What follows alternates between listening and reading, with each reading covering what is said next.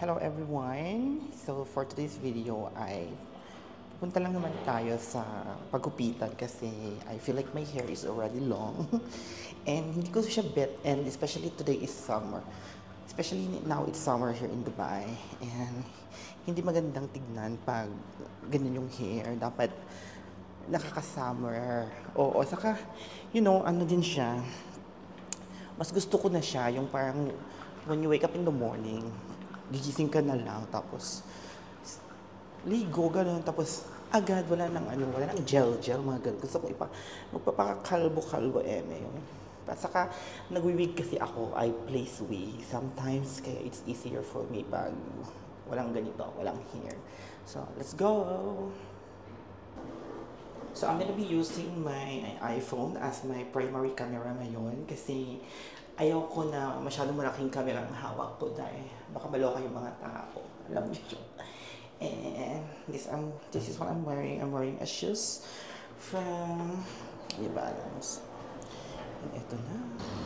Girl, sobrang init sa labas. Look at that. My God. So, ito pala yung itsura ng accommodation namin, mga ganyan.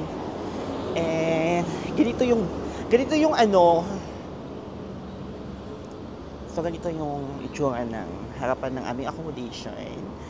And dahil sobrang init talaga niya and kailangan kong maglakad from here until doon sa pinakamalayong doon kasi doon lang ang malapit na mall talaga dahil na may gupitan. So ewan ko na lang talaga kung wala kang pasensya sa paglalakad, hindi mo makikerity, and it's very very hot, super hot talaga mare, kaya kailangan dapat pag lumalabas ka meron kang sunblock mare, or else masisira ang beauty mo, lalo na pag sira na tapos masisira pa, ay naku dahil mas lalong hindi tayo makakapag-asawa.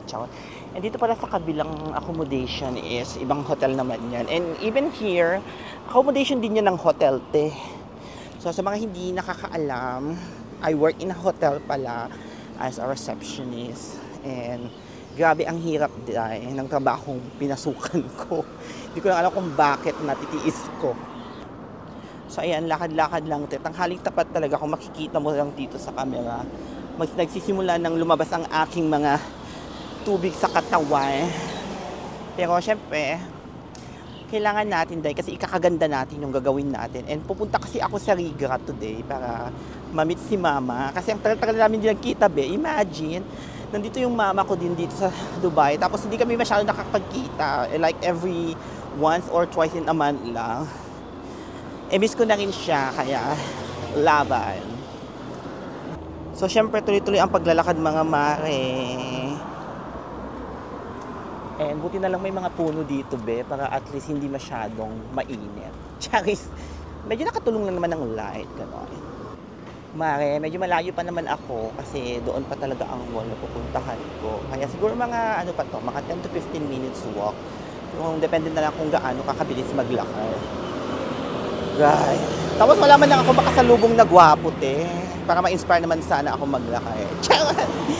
Kasi alam nyo na nandito na ako sa Dubai, and alam nyo madaming gwapo dito dahil baka naloloka kayo, bakit ni isa wala man lang akong makita dito sa video. And alam nyo ba yung mga kwento-kwento ng mga content creator dito na may mga, minsan may mga sasakyan na bigla na lang mag-i-stop sa harap mo tapos papasakayin ka, or either mag-offer sila ng kung ano-ano, mga ganon, yung mga ma-EL. Totoo po yun, may mga ganong mga otokusan po talaga dito, especially dito sa lugar na kung nandito saan ako ngayon. May mga ganon minsan mare na mag-i-stop sila sa'yo, tapos tatanungin ka lang ng mga random things, pero alam mo na kung anong gusto. Tapos may iba pa na pip, pip, pip, ganun, pip, pip lang ng pip, pip mare. Tapos basta parang piling mo makikidnap kayong ganong. Baka sabihin nyo sa akin, ang daming gwapo sa Dubai, pero bakit ni isa wala ka malang makuha sa camera? Kasi Ben naman, tanghaling tapat to, te. At saka nasa industrial area ako, kaya wala ka talaga makikita dito, be. Karamihan sa mga lalaki dito nagtatrabaho bilang construction worker, so nasa duty pa sila, mamaya pang uwian. Saka kahit gwapo sila, be, may kiamoy. Ayan, medyo malapit na ako mga beshi, tatawid na lang ako doon. Ayan, so ito yung mall na sinasabi ko, mare. Mall na to sa amin dito, kaya huwag kayong makulit. Saka nagsawa na ako sa kapilasa sa mga mall kasi katabi lang ng trabaho ko. And guess ko, ang tagal-tagal kasing mag-ano ng ano na to. Mare, nandito na ako sa loob ng mall. Buti naman, kanina pa ako pawis na pawis. Hindi nyo makita sa camera pero pawis na ako be. Lalo na dito sa part na to.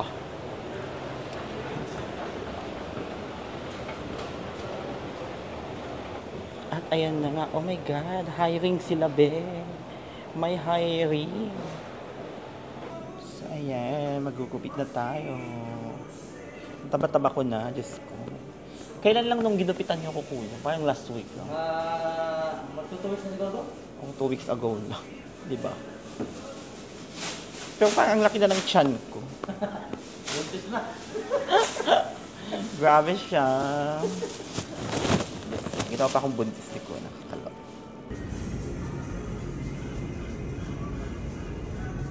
Ayan, naging fresh na ako.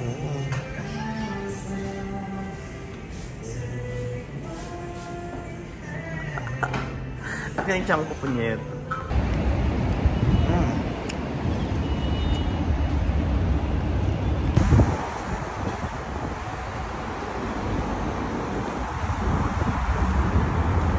Okay mga Mare, so natapos na ang aking pagpapagupit and talaga naman, look at that. O diba? At least naging fresh naman ako ng very light.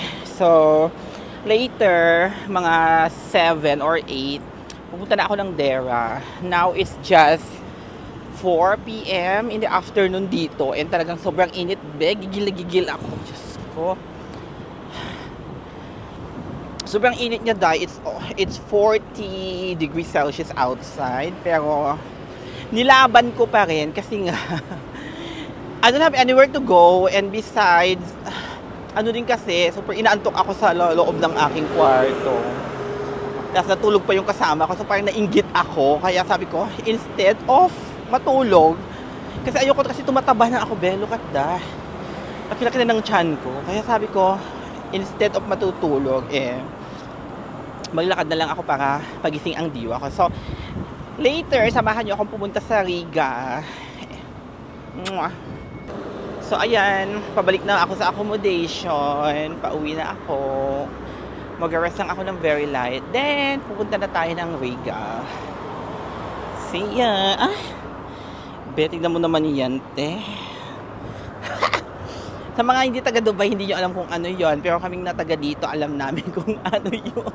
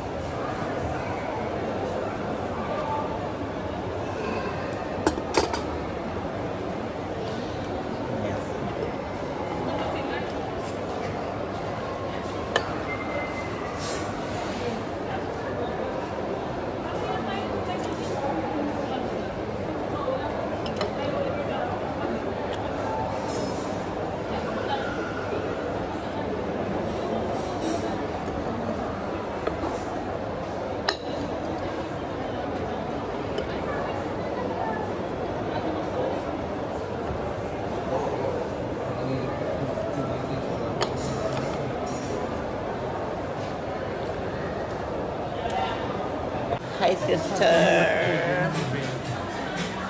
Goodbye. Ito na nga, kasama ko si Mother.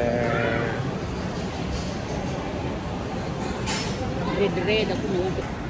For daan. Ganyan lang naman yata. 1, 2, 3. Yes. This could die. Mas dry pa sa love life ko tong pagkain.